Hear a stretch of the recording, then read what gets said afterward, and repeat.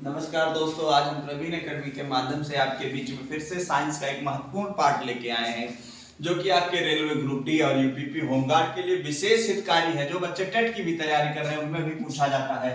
प्रकाश की विभिन्न घटनाएं और उनका कारण। प्रकाश की कुछ ऐसी घटनाएं होती हैं जिसके कारण वो घटना घटता है और कभी कभी। तो आज हम आपको प्रकाश के विषय में बात करेंगे, क्या कैसे कारण होता है। आपने अमूमन ये एग्जाम में बच्चे गलत करके आते हैं। आप किसी लाइब्रेरी में होंगे, किसी कोचिंग में होंगे, कहीं न कहीं तैयारी कर रहे होंगे। हम चाहते हैं आप इसका कमेंट में उत्तर दीजिए। आपको भी हम 2 मिनट का समय दे रहे हैं। हम भी जानना चाहते हैं आप कैसी तैयारी कर रहे हैं और क्या आप हमसे चाहते हैं। जैसे सबसे पहले प्रकाश की विभिन्न घटनाएं, उनका कारण। पहली घटना है तारों का टिमटिमाना। आंसर जल्दी दीजिए। तारों का टिमटिमाना किसके कारण होता है? दूसरी घटना, सूर्योदय से पहले सूर्यास्त का के बाद भी सूर्य का दिखाई देना। तीसरी घटना, जल में रखी हुई किसी पेंसिल या अक्षर का मुड़ा हुआ प्रतीत होना। चौथी घटना, इंद्रधनुष का दिखना। पांचवा, हीरे का चमकना। हीरा क्यों इतना चमकदार होता है, अक्सर पूछा जाता है।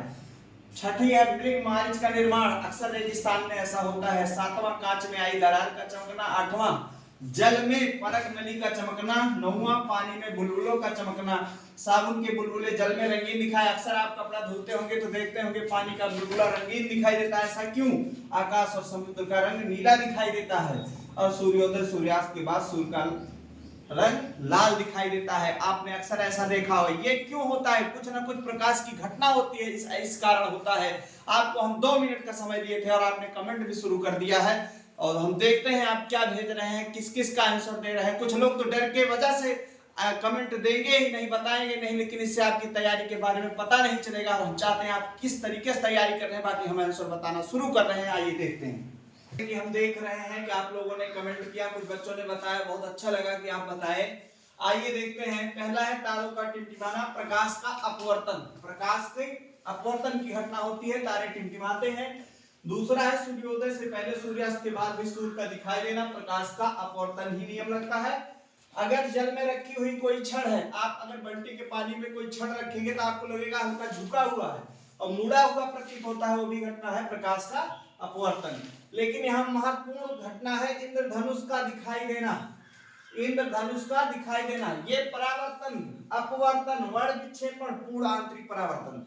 और आपसे इंद्रधनुष से क्वेश्चन पूछा भी जाता है। कभी कभी पूछा जाता है कि इंद्रधनुष के बीच का रंग क्या है। बीच का रंग, ये कमेंट बॉक्स में आप बताइएगा बीच का रंग क्या होता है। हीरे का चमकना, हीरे का चमकना पूर्ण आंतरिक परावर्तन। हीरे का चमकना, हीरा चमकता है, बहुत चमकदार होता है।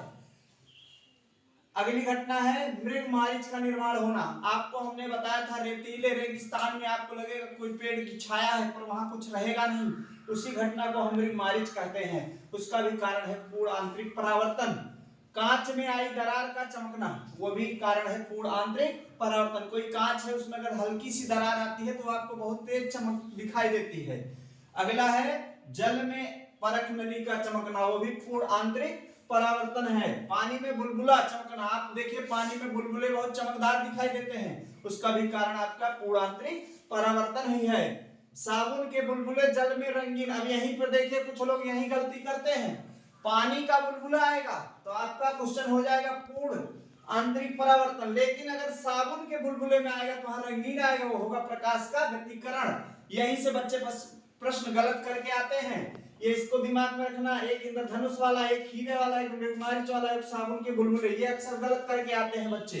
अब यहाँ पे आकाश और समुद्र का रंग नीला दिखाई देना, नीला क्यों दिखाता है? प्रकाश का प्रकीर्णन। कई बार ये घटना पूछा गया है, प्रकाश का प्रकीर्णन। सूर्योदय और सूर्यास्त के समय सूर्य का रंग लाल दिखाई देना, ये भी वही प्रकाश का प्रकीर्णन है। और प्रकाश से हम आपसे 2 क्वेश्चन पूछते हैं, आप कमेंट में आंसर दीजिएगा।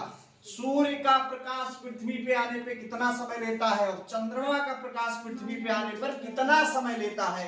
और कमेंट में हमारे आंसर दीजिएगा। और हमारा वीडियो देखने के लिए आपको बहुत बहुत धन्यवाद। और हम चाहेंगे कि आपको अगर कुछ भी ज्ञान की बातें मिली हो तो हमारे वीडियो को शेयर करिए, लाइक करिए, लोगों से सब्सक्राइब करवाइए और आप हमें कमेंट में बताइए कि हमारे वीडियो में क्या चीज, क्या कमी है, उसको और सही किया जाए। इसके लिए आपको हम तहे दिल से धन्यवाद करते हैं। Thank you.